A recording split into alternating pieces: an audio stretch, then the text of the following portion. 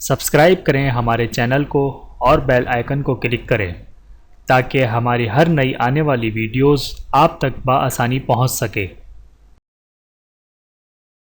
بسم اللہ الرحمن الرحیم۔ ورثہ کی حق تلفی کا وبال۔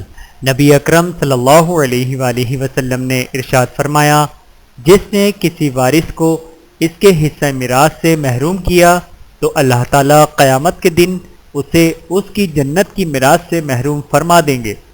بہاولہ سنن ابن ماجہ حدیث نمبر 3078۔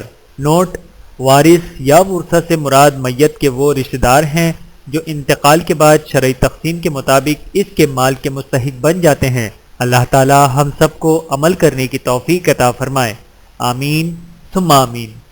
ویڈیو دیکھنے کا بہت شکریہ۔ مزید ویڈیوز دیکھنے کے لیے ہمارے چینل کو سبسکرائب کریں۔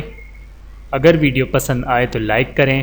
اچھی بات کو دوسروں تک پہنچانا صدقہ جاریہ ہے۔ جزاکم اللہ خیرا کثیرا۔